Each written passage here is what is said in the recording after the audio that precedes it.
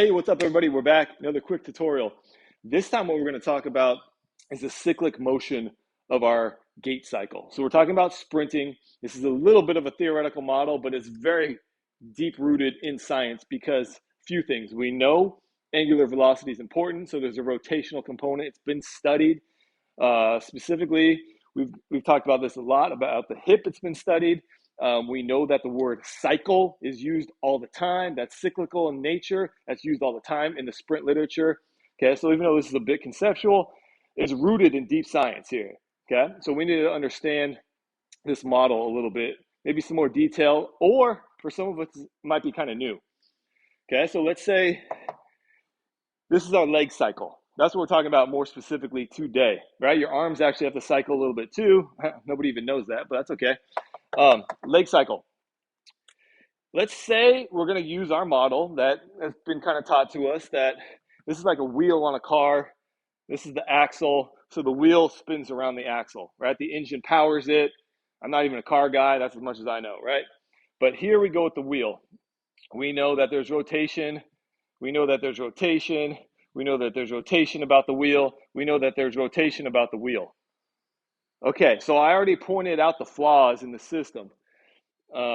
Conventional thought is telling us for a sprint cycle, don't worry about this, only worry about this part of the wheel. Even up here, even though this is going to have the greatest velocity relative to the bottom portion of a wheel spinning tire, don't worry about this either. Okay, so let's worry about this component only, front side down action of the wheel.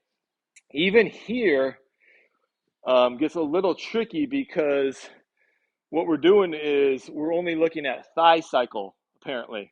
So the thigh cycle would be taking away like the foot and the shin and the ankle complex. So then we're really, if we do that, then we're taking away this as well. So our cycle now becomes this.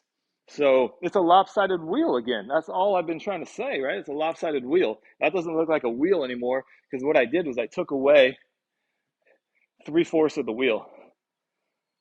Right? And there's our center still, our axis here in terms of our hips. But then what do we do with our legs? We pull it up, down, all of our drills. If you look at it, all these different types of drills again, and it's not like I want to keep going on about the drill concept, but even your front side running mechanics concept, it's here, here, here, here. What about this portion of the wheel?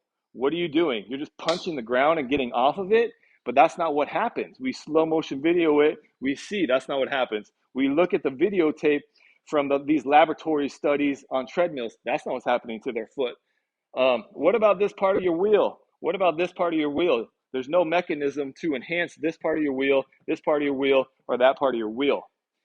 So everyone keeps asking, what are the exercises? People like email. If you understand the wheel, you create your own exercises.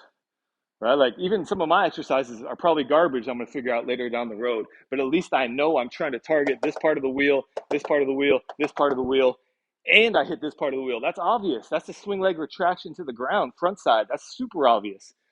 What about the complete wheel? Okay, this is extremely important to get the angular velocity. This part of the wheel helps drive the angular velocity downward. Okay, hopefully that makes sense. We can go into more detail later, but I just wanted to set up, like this doesn't even look like a wheel anymore, right?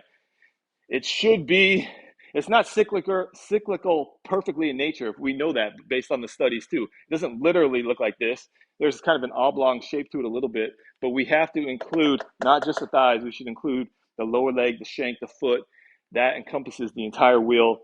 Then that shows you that the back side of the wheel is actually important. The top side of the wheel, you should have a strategy for how to enhance that. And the bottom part of the wheel, when your foot hits the ground, right, in terms of the wheel interacting with the ground and the friction on the ground, you should have a strategy for that too. So you should actually have multiple strategies, not just one strategy down. There's more strategies that are involved with sprinting.